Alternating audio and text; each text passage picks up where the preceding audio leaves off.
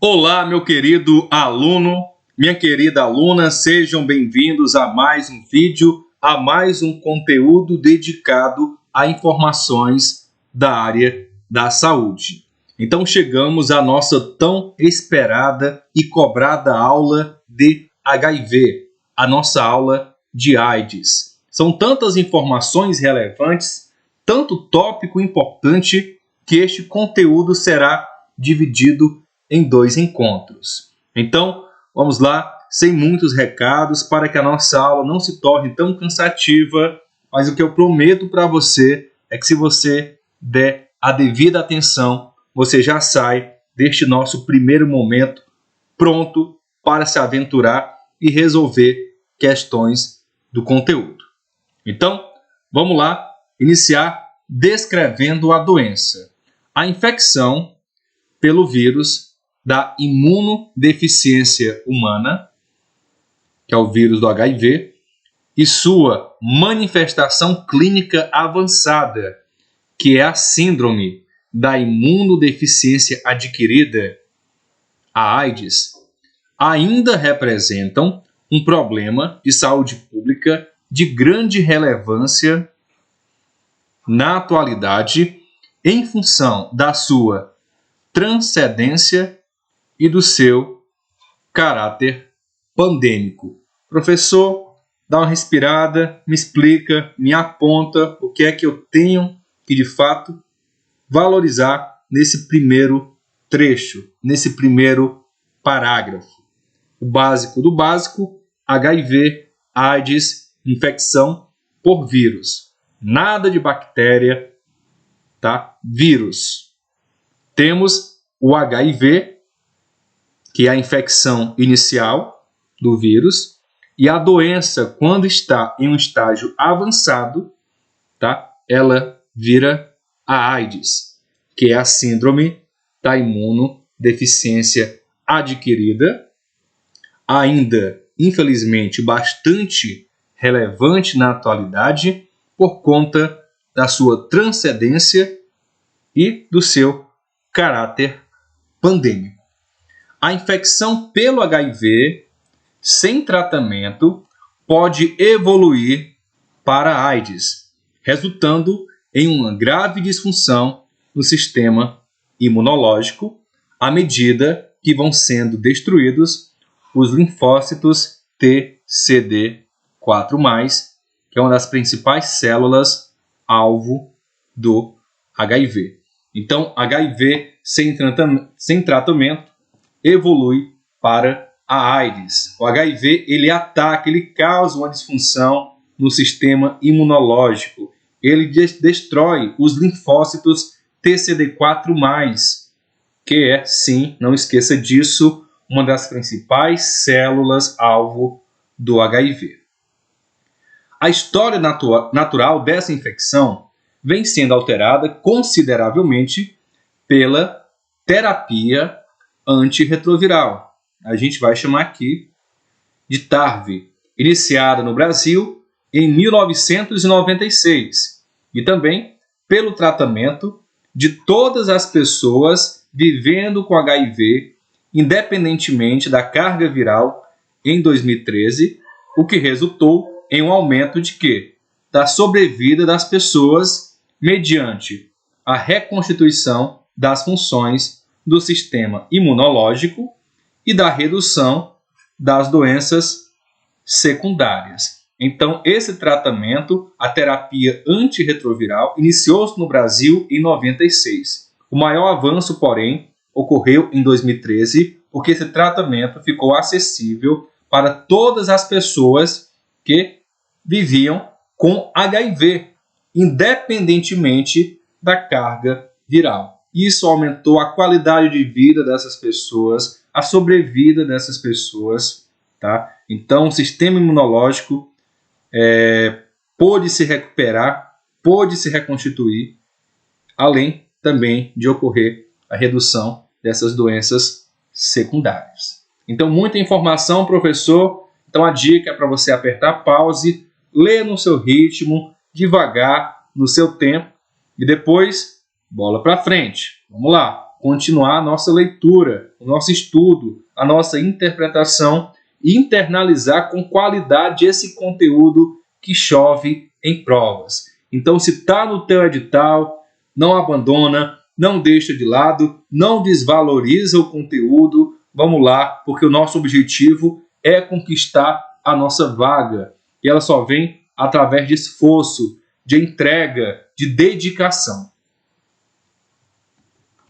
Professor, qual o agente etiológico do HIV? Então, outra informação que pode cair em questão: HIV-1 e o HIV-2 são retrovírus da família Lentiviridie, né? Lentiviridie. Para se multiplicarem, eles necessitam de quê? De uma enzima responsável pela transcrição do RNA viral para uma cópia do DNA, e aí sim eles tornam-se capazes de integrar o genoma do hospedeiro. Professor, o que é que eu preciso memorizar? Agente etiológico, os dois vírus, HIV-1 e HIV-2. E também perceber que são retrovírus da família Lentiviridie.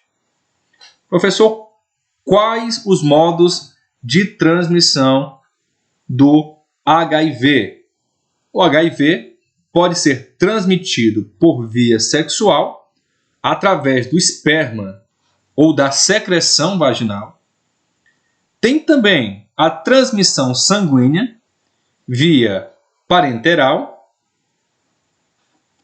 e gestação, ou na hora do parto, né, também, para a criança, além do aleitamento materno. A transmissão vertical para a criança ocorre durante a gestação, o parto e a amamentação. Então a gente tem que se ligar, tem que jogar o olho e a atenção sobre essa transmissão, tá, da mãe para a criança, que pode ocorrer em 3 momentos: durante a gestação, durante o parto ou durante a amamentação. Então, mãe com HIV não pode amamentar. E a outra via de transmissão, via sexual, esperma ou secreção vaginal. Professor, qual o período de incubação? Isso cai bastante em prova. Vamos lá. O tempo entre a infecção pelo HIV e o aparecimento de sinais e de sintomas da chamada fase aguda, que é denominada Síndrome Retroviral Aguda, SRA, é de 1 a 3 semanas. Então, onde tem número, tem questão de prova. Vamos lá, período de incubação, desde a infecção até a fase aguda, que é chamada de SRA, que é a Síndrome Retroviral Aguda, é de 1 a 3 semanas. De 1 a 3 semanas. Não vamos esquecer, vamos reler esse conteúdo, essa informação e continuar a nossa caminhada, a nossa jornada, para a gente não deixar nada passar. Então a gente vai falar aqui da chamada latência clínica. Após a infecção aguda, né, que a gente acabou de comentar,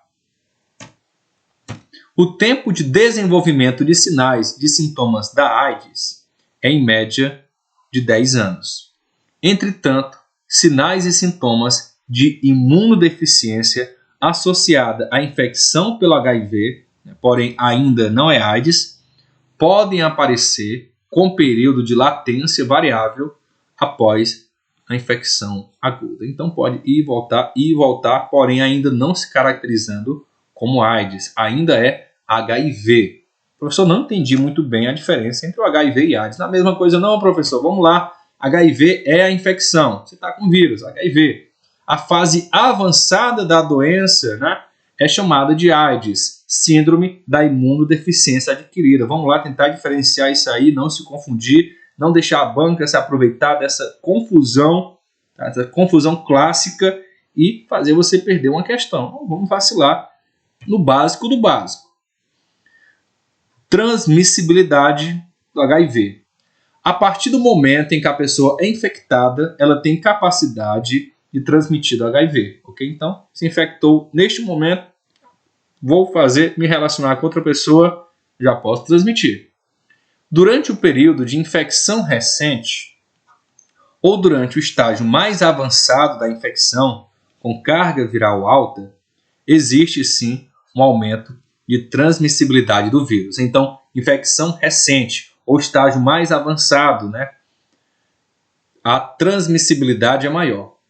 Outros processos infecciosos e inflamatórios favorecem essa transmissão, especialmente quando presente alguma infecção sexual transmitível, né? Chamávamos de DST, agora chamamos de IST.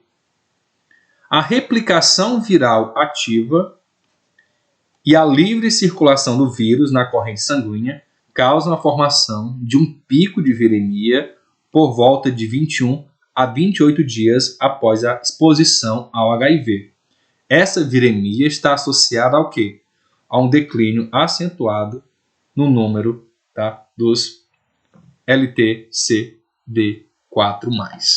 Né? Ok? Então, que é a principal célula atacada pelo vírus do HIV, né? Como a gente viu aqui no início da nossa aula, os linfócitos TCD4+. Professor, o que é que eu preciso aí estar bastante atento aí em relação à transmissibilidade? Principalmente aqui em relação ao pico de viremia, que ocorre entre 21 a 28 dias após a exposição do HIV, ok? Também lembrar que a partir do momento que a pessoa está infectada, ela já é capaz de transmitir o HIV. Agora vamos falar das manifestações clínicas dos sintomas do HIV, iniciando aqui falando da infecção aguda. Essa fase ocorre quando, professor?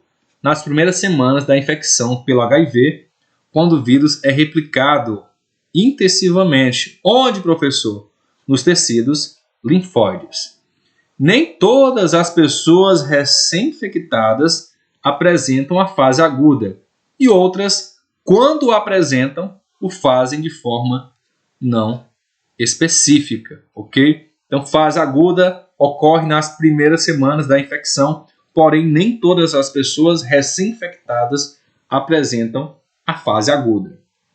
A infecção aguda caracteriza-se tanto por viremia elevada, quanto por resposta imune intensa e queda rápida da contagem dos linfócitos CD4+, de caráter transitório. Então vamos lá, infecção aguda se caracteriza por 3 motivos. Viremia elevada, segundo motivo, resposta imune intensa, e terceiro motivo, queda rápida na contagem dos linfócitos. Essa infecção é acompanhada por um conjunto de manifestações clínicas denominada, não esqueça, Síndrome Retroviral Aguda, SRA. As principais manifestações da Síndrome Retroviral Aguda são febre, cefaleia, astenia, adenopatia, faringite, exatema e mialgia. A síndrome retroviral aguda, ela é autolimitada e a maior parte dos sinais, dos sintomas, desaparece entre 3 a 4 semanas.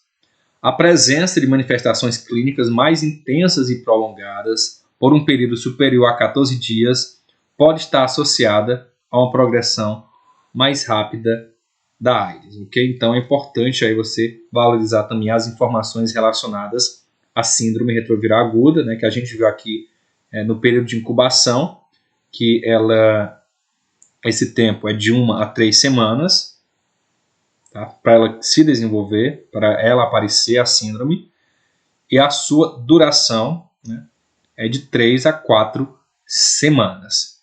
Uma duração maior do que 14 dias, né, então a gente já relaciona com uma progressão mais rápida, né, uma transição mais rápida do HIV para a AIDS. Todos esses números aqui você deve memorizar, podem ser cobrados, a depender do nível de exigência da banca da tua prova, você não pode ser surpreendido, não pode perder esse tipo de questão. A gente faz um esforço, né, porque são tantas questões, são tantos tópicos no nosso concurso relacionados a período de incubação, transmissibilidade, né, duração da doença, duração de uma fase da doença, que a gente acaba realmente confundindo facilmente. A gente tenta fazer um esforço a mais para memorizar tantos números, tantos prazos, tantos períodos. Então vamos lá. Agora a gente vai para a latência clínica. Saímos da fase aguda e vamos falar da latência clínica e fase sintomática. Nessa fase, o exame físico costuma ser normal, exceto pela linfadenopatia, linfadenopatia, que pode persistir após a infecção aguda. Podem ocorrer alterações nos exames laboratoriais, como plaquetopenia, anemia e leucopenias leves. Os exames sorológicos para o HIV, neste período, são reagentes e a contagem dos linfócitos CD4+, pode estar estável ou em queda ou em declínio. Lembrando que estamos falando da latência clínica, e fase sintomática. Enquanto a contagem dos linfócitos permanece acima de 350 células por milímetro cúbico, os episódios mais frequentes são geralmente bacterianos, como as infecções respiratórias ou mesmo a tuberculose. Ok? Então vamos memorizar isso aqui. Contagem acima de 350 células por milímetro cúbico. Tá? Os processos infecciosos mais frequentes são bacterianos, como as infecções respiratórias ou até mesmo a tuberculose. À medida que a infecção progride, surgem sintomas constitucionais: febre baixa, perda ponderal, sudorese noturna, fadiga, diarreia crônica, cefaleia, alterações neurológicas, infecções bacterianas como pneumonia e sinusite, além de lesões orais. A candidíase oral é um marcador clínico precoce da imunodepressão grave. Então, candidíase oral você já relaciona com o HIV grave, essa queda maior dos linfócitos CD4+. E agora a fase, chamada de AIDS. Agora sim a gente tem a AIDS. O aparecimento de infecções oportunistas e neoplasias é definidor de AIDS. Entre as infecções oportunistas a gente vai destacar pneumocistose, neurotoxoplasmose, tuberculose pulmonar atípica ou disseminada, meningite criptocócica e retinite por citomegalovírus. Professor, preciso memorizar? Sim, memorize sim essas principais doenças oportunistas dentro do quadro clínico da AIDS, que é a infecção grave pelo HIV, porque podem cair na tua prova da seguinte maneira: são doenças oportunistas relacionadas à AIDS, exceto, então temos aqui pneumocistose, neurotoxoplasmose, tuberculose pulmonar típica ou tuberculose disseminada, meningite criptocócica e retinite por citomegalovírus. As neoplasias mais comuns são sarcoma de Kaposi, linfoma não Hodgkin e câncer de colo uterino em mulheres jovens, ok? Neoplasias mais comuns, não deixe de tentar memorizar, de fazer um esforço a mais para não esquecer esses termos. Nessas situações, a contagem dos linfócitos situa-se, na maioria das vezes, abaixo de 200 células por milímetro cúbico, Então, em relação às neoplasias, ao surgimento das neoplasias, então, os linfócitos estão nesse valor. Além das infecções e das manifestações não infecciosas, o HIV pode causar doenças por dano direto a certos órgãos ou por processos inflamatórios, tais como miocardiopatia, nefropatia e neuropatias, que podem estar presentes durante toda a evolução da infecção pelo vírus. Então, muita informação para a gente valorizar na fase clínica chamada de AIDS, ok? Faça a sua releitura no teu ritmo, no teu tempo, para reforçar o nosso aprendizado, essa nossa conversa, esse nosso bate-papo. Tratamento do HIV/AIDS. O tratamento objetiva melhorar a qualidade de vida e prolongar a sobrevida em função da redução da carga viral e da reconstituição do sistema imunológico. Evidências indicam que o TARV representa uma potente intervenção para a prevenção da transmissão do HIV. A partir de 2013, no Brasil, ampliou-se a recomendação de oferta do tratamento a todas as pessoas logo após a confirmação do diagnóstico, independentemente de critérios clínicos ou imunobiológicos. Professor, e como é que funciona a notificação? A notificação de doenças constantes na Lista Nacional de Notificação Compulsória de Doenças, Agravos e Eventos da Saúde Pública, ela é obrigatória aos médicos e a outros profissionais de saúde que atuam na assistência ao paciente, em conformidade com os artigos 7 e 8, da Lei 6.259. A infecção pelo HIV está incluída na lista de doenças de notificação compulsória, além dos casos de HIV, de gestantes, parturientes, puérperas com HIV e também crianças expostas ao vírus. A notificação é registrada no SINAM mediante o preenchimento das seguintes fichas, lembrando que é notificação regular em até 7 dias, tá? Toda e qualquer situação do HIV é situação regular, 7 dias, semanal. Então temos diversas fichas aqui no SINAM. Temos a ficha de notificação, investigação de AIDS em paciente com 13 anos ou mais. Temos também a ficha para pacientes menores de 13 anos. A ficha para gestante positiva de HIV, utilizada em caso de gestante, parturiente ou puérpera. E a ficha de notificação individual, que é utilizada para notificar uma criança que foi exposta ao HIV. Então, temos bastantes detalhes a serem memorizados também aqui dentro da notificação do HIV, ok? Então, aula cheia de informações, porém muito conteúdo para uma aula só. Na próxima aula, aula 2, a gente continua essa nossa conversa, esse nosso estudo, para a gente ficar daquele jeito, afiado, pronto para se dar bem, para conquistar a vaga e não perder questões desse tópico. Um grande abraço, até um próximo vídeo, valeu!